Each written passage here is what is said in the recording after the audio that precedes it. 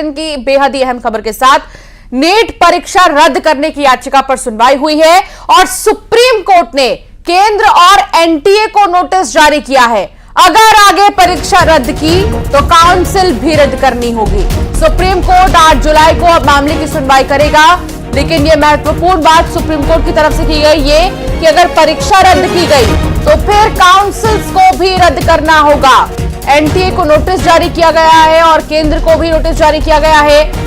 NEET परीक्षा रद्द करने की याचिका पर आज सुनवाई हुई है। हालांकि दोबारा से सुनवाई 8 जुलाई को होगी इस पूरे मामले में। तो लगातार जो सिलसिला है वो सामने आ रहा है और फिर सुनवाई का खासतौर पर अगर हम देखें तो अहम हो जाता है कि आखिर नीट के लिए कोर्ट के क्या फैसले आ रहे हैं। सुशील पांडे संवाददाता साथ जुड़ गए हैं। सुशील, क्या जानकारी मिल रही है? कोर्ट की तरफ से क्या कुछ कहा गया? जी देखिए, सीधे तौर पर नीट को लेकर तमाम याचिकाएं सुप्रीम कोर्ट में दाखिल की गई थी, जिन तमाम याचिकाओं में पूरी परीक्षा को रद्द करने की मांग, सेंट्रल मैनिपुलेशन और साथ ही साथ तमाम छात्रों ने यह कहा कि जो ऐसे छात्र हैं जिनका अंक फिलहाल 620 से ज्यादा आया है, उन तमाम छात्रों के अंकों की जांच की जाए और इस पूरे मामले को सीबीआई को हैंडओवर किया जाए। न केवल सीबीआई को हैंडओवर किया जाए बल्कि जो नीट की परीक्षा हुई है उसको रद्द किया जाए। सुप्रीम कोर्ट ने इस पूरे मामले पर सुनवाई करते हुए बहरहाल एनटीए और केंद्र सरकार को नोटिस जारी किया है। सुप्रीम कोर्ट ने इस पूरे मामले में सुनवाई के दौरान दो अहम बातें कही। पहला कि जब याचिकाकर्ताओं की तरफ से पेश वकील ने कहा कि काउंसलिंग जो होने वाली है, अगर काउंसलिंग नीट के मामले में शुरू हो जाएगी तो इन याचिकाओं का कोई औचित्य नहीं रह जाएगा।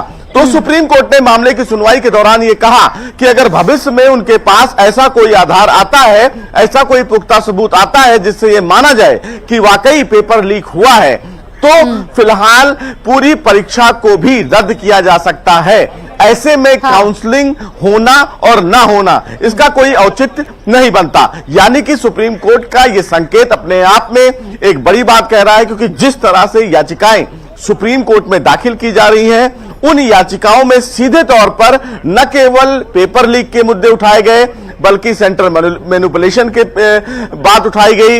यह भी कहा गया कि एक सेंटर पर ही कुछ बच्चों को ट्रांसफर किया गया और वहां पर उनके अंक एक समान आए। तो इन तमाम तथ्यों को जब सुप्रीम कोर्ट के समक्ष रखा जा रहा है, तो जब 8 जुलाई की सुनवाई होगी, उस सुनवाई में जब एनटीए अपना जवाब दाखिल करेगा वो महत्वपूर्ण होगा, क्योंकि एनटीए ने अभी तक पेपर लीक के मामले पर कुछ नहीं कहा है। और जिस तरह से पुलिस इन्वेस्टिगेशन कर रही है, चाहे वो बिहार की हो या गुजरात की हो या राजस्थान की हो, जिस तरह के सबूत मिल रहे हैं, उन सबूतों से ये बिल्कुल पुख्ता है कि इस पूरे मामले में पेपर लीक हुआ है, सेंटर मैनिपुलेशन भी हुआ है।